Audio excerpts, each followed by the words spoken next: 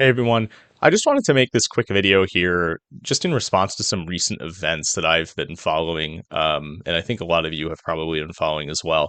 This video is by no means an attack on Cameron Bertuzzi personally. He seems like a nice guy. I haven't interacted with him too much because, honestly, his channel is just a lot bigger than mine, so he has just other things to focus on, and that's okay.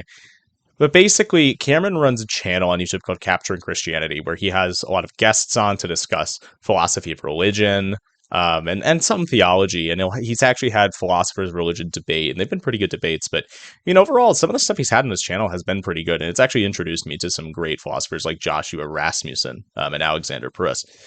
But Cameron recently has been looking into Roman Catholicism, and I don't necessarily have an issue with him looking into Rome. By no means am I going to say, yes, this man is considering another theological tradition, one that I disagree with, therefore you stop watching this man.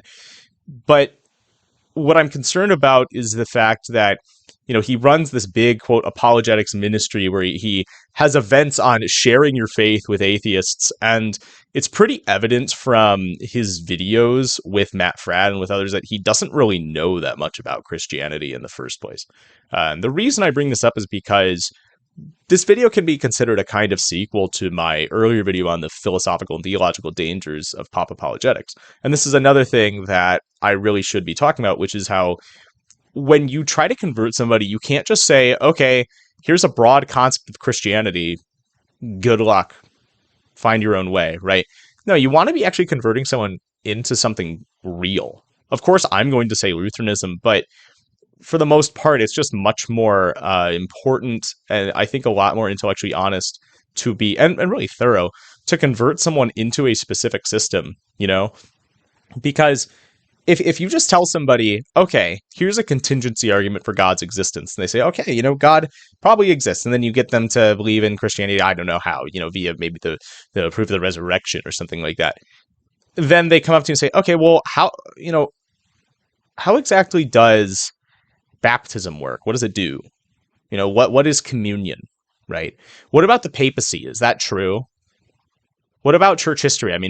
How are we supposed to look at the church? How are we supposed to look at tradition? If you can't answer those questions to somebody with some degree of confidence, then I'm not sure that you should be leading a ministry, or I use ministry super broadly here, but you shouldn't be leading a system to convert people in the first place. And that's not to say by any means that I am opposed to somebody who has genuine struggles or doubts leading something like a YouTube channel. There have been people that I've followed on YouTube who converted into other denominations.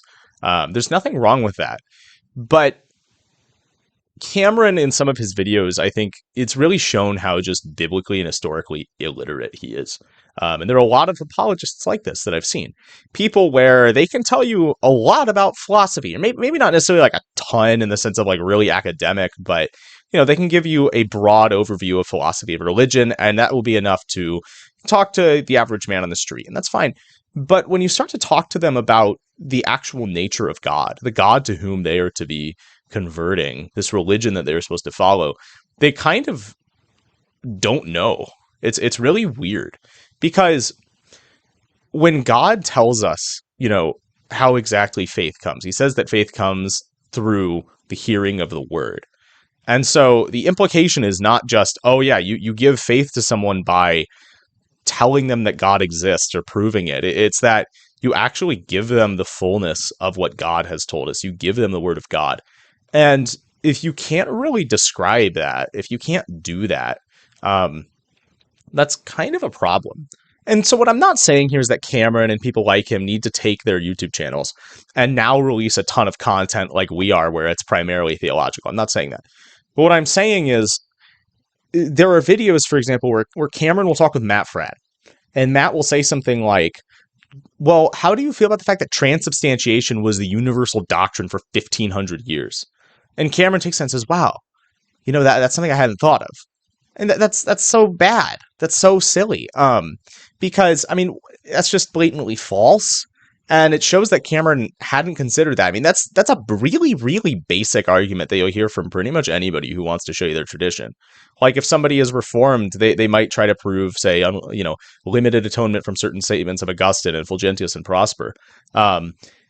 And with Rome, it's even way more obvious. They're just going to try to tell you stuff like, hey, our beliefs on the sacraments have been true the entire time. Everyone has believed this. And the fact that it seems like Cameron had just never encountered that is really weird. And again, I mean, it's just not true that transubstantiation was absolutely universal. Could you find some fathers that believed it? Yeah.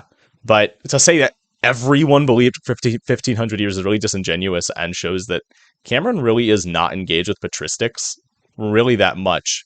And now he wants to be converting to a church that he considers to be really historic. I mean, he hasn't explicitly said, "Oh yeah, I'm becoming Roman Catholic," but I think it's pretty obvious. It's a matter of when, not if, at this point, in my view. Um, but the reason I bring this up is this really should guide us as to how we are running things. Because, I mean, I'm going to be honest with you all. I didn't start this channel until I thought that I was well equipped enough in theology to do this. I've been Lutheran for only, admittedly, a few years. And I studied philosophy for a lot longer than that. But it's really disappointing for me to see some channels where people don't actually know what they believe in, and now they're trying to tell you what to believe. I mean, what is it when Cameron tells you, "Hey, you need to become a Christian"? You're like, "Okay, what are the doctrines of Christianity?" He can't really give you an answer at this point.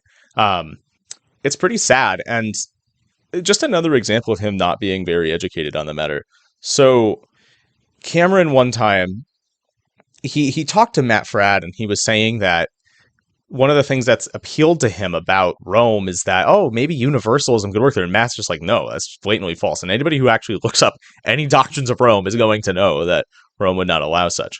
And so it seems to me that what's going on is a lot of these pop apologists are focused so much on philosophy and converting somebody into Christianity broadly that they don't actually know what Christianity is in the first place. And that should really concern us.